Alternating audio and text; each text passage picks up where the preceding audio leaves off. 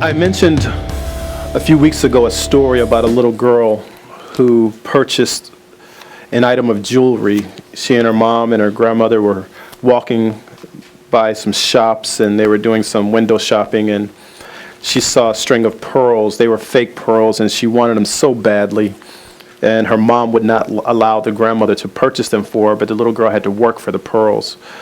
And she finally worked for the pearls, doing some odds and ends, doing some work around her grandmother's house, and her grandmother would give her a few pennies here, a few pennies there, and she finally got the money to purchase the pearls, and she purchased those pearls and she would wear them everywhere she would go.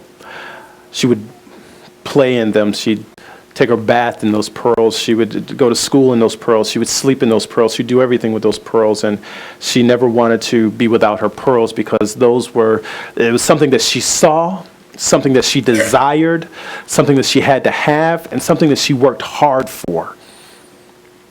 So she got her pearls, and her family was on a vacation, and I blended a couple stories together to make this one long story. And her family was on a vacation, and they went down to the coast, and they spent a week there on vacation, and the little girl would go out on the pier, and she would sit, and there was an old man out there on the pier, and he was kind of the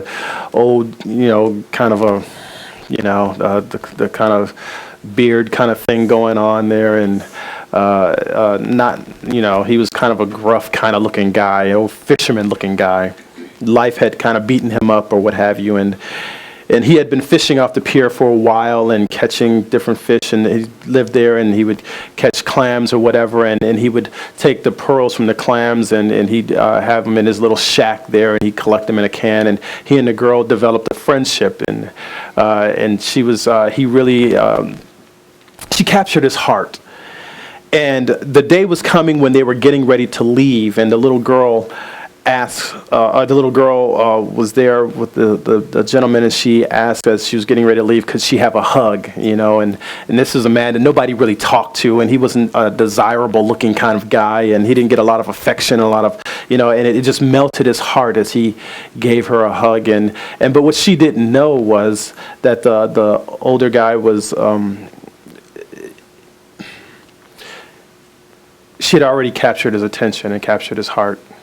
And the night before she was getting ready to leave, and unbeknownst to her, even as she asked for the hug, he had already spent all night that night stringing some pearls together to give to the little girl.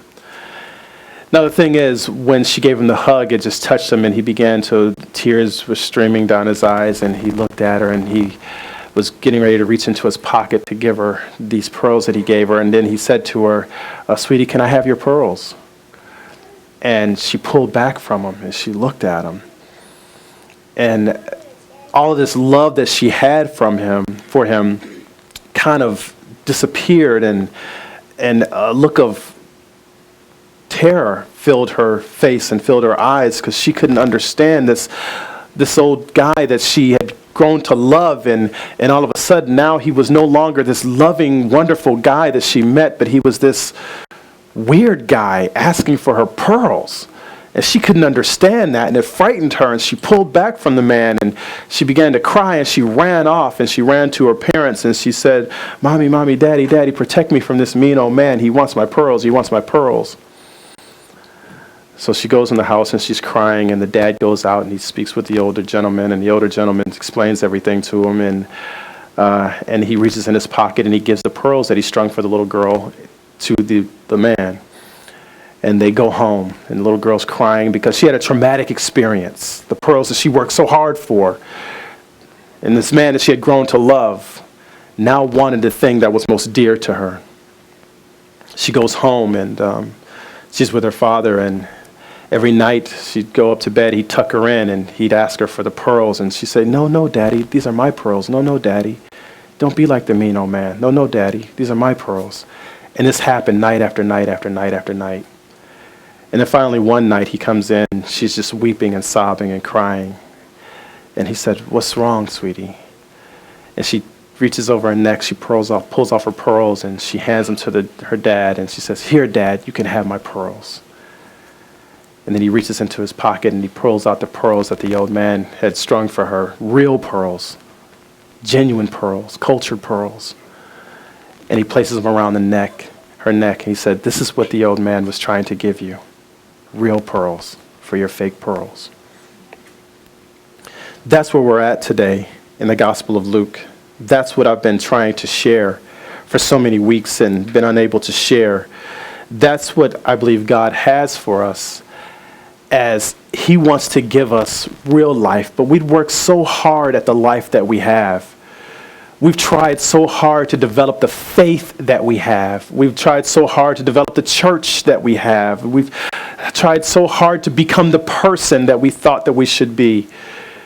First, we looked at it, and for some of us, when it comes to church, we searched around for the perfect church. We searched around for the nice church. We searched around for whatever church, and then we landed here at New Horizon Christian Fellowship, and we were hoping it was going to be all that we wanted it to be, and if it were not, we're going to make it to be that. So we work hard at building church or whatever, and people do that around the world today. They work hard at building their church, and they come out early, they stay late, they put in time, they paint walls, they build up buildings, and they go out and they evangelize, and they work hard at building their church. There are other people that their desire is to be a Christian and to be saved, so they work hard at coming out to Bible study. They go to Bible college, they read the Bible, they listen to things on YouTube, and they listen to different tapes and CDs because they want to know the Word of God, and they work hard at developing their faith. There are people who desire to be married, and their whole aim and their whole goal in life is, I want to grow up and I want to have that husband, or I want to have that wife, I want to have that family, and they do all kinds of things to get that. They remake themselves and they remold themselves, and I'll be whatever you want me to be for that other person. And they work hard at that relationship. And some children want to be everything that their parents wanted them to be, and they work hard at being that. And they grow up and their parents pass on, and that child is still trying to be that thing to make mom and dad proud. And we work hard at life, trying to please and trying to be, and we set goals, and we work hard at life, trying to have life. We go to work and we work hard to get that promotion. We work hard at life to get the house, to get the car, to get the whatever it is. We work really hard at this thing. And we come to God, and God says, your work isn't good enough. Your life isn't good enough. And God says to us, give me your life. And we pull back. We wonder, what? I thought you were a nice man. I thought you would be pleased with me. I thought the church told me to come as I am. You'd accept me. I thought we were having such a nice time together as I came to church, as I sang the nice little songs, as I gave a little bit of my money. I thought we were having such a wonderful time together. After all, I thought that, you kind of helped me to get my job, and you kind of helped me to get the mate, and you kind of helped me to get the church. I thought we were having such a nice time together. And he says, give me your life. The life that I worked so hard for? Yes, give me your life.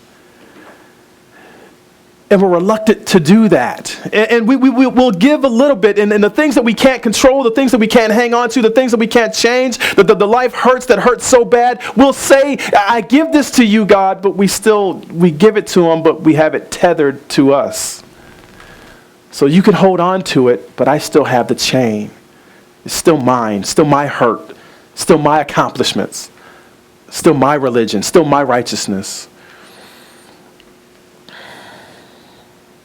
still my life.